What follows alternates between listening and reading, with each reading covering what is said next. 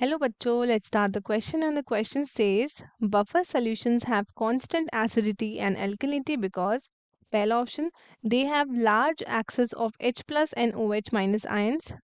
B option they have fixed value of pH. Option C these give unionized acid or base on the reaction with added acid or alkali. And option D है हमारे पास acids and alkalis in these solutions are shielded from attacks by other ions. So let us start with our key concept. So जो key concept होगा question का that would be buffer solution. Buffer solution हमारा की concept है. सो buffer solution आपका water solvent based solution है जो consist करता है mixture of a weak acid. ये मिक्सचर होता है वीक एसिड का एंड उसका conjugate base. Weak acid and conjugate base of the weak acid and weak base and conjugate acid of the weak base. ये resist करते हैं a change in the pH upon dilution और upon the addition of small amounts of acid or alkali to them. ये आपके क्या करते हैं, ये resist करते हैं change in the pH upon dilution और या फिर आप add करते हो small amount of acid or alkali to them. सो जैसे कि दो तरीके के होते हैं हमारे पास बफर सोल्यूशन भी, एक एसिडिक होता है और एक बेसिक होता है. तो जैसे अगर हम एक एग्जांपल के लिए समझें तो we have CH3COOH plus CH3COONA. ये है आपका एक्वस में.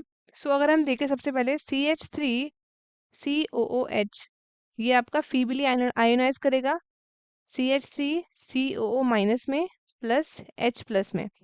सो अगर हम बात करें CH3COONA की, ये आपका कंप्लीटली आयोनाइज करेगा. सो ये देगा आपका CH3COO minus plus Na plus. और अगर हम बात करें H2O की, H2O भी आपका फीबली आयोनाइज करेगा H plus plus OH minus. So ये होंगे आपके इन दी सोल्यूशन.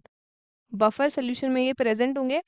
अब जब हम इसमें एसिड का ड्रॉप डालेंगे, when we drop a acid, जब आप एसिड डालोगे या फिर फॉर एग्जांपल HCl ले लो, HCl एक स्ट्रॉन्ग एसिड है, वो आपने डाला तो ये आपका क्या देगा, H प्लस आयन देगा.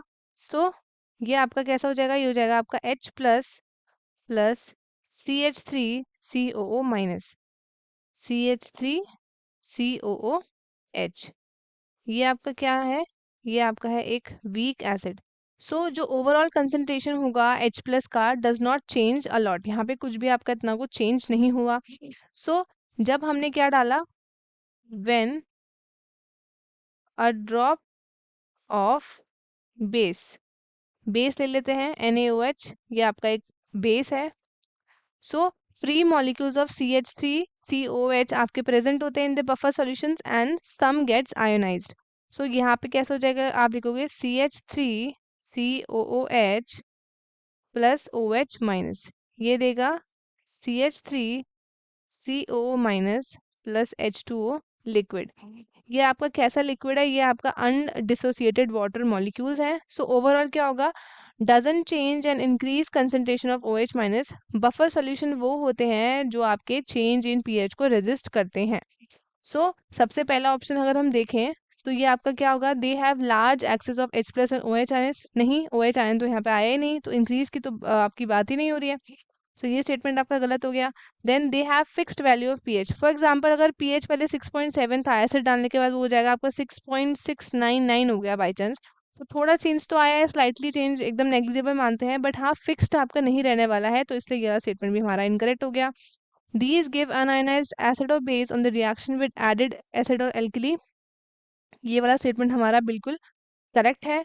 अगर हम लास्ट देखें, acids and alkalis in these solutions are shielded from attack by other ions. ऐसा नहीं है, उनको अटैक करेंगे, any ions can attack them. तो ये वाला ऑप्शन भी हो गया हमारा incorrect. So buffer solution have constant acidity and alkalinity क्योंकि ये देते हैं आपके अनआयोनाइज्ड एसिड और base on reaction with added acid और एल्कली। सो ऑप्शन सी हमारा करेक्ट हो गया है। तो स्टूडेंट्स, आई होप आपको क्वेश्चन अच्छे से समझ आया होगा। All the best and thank you.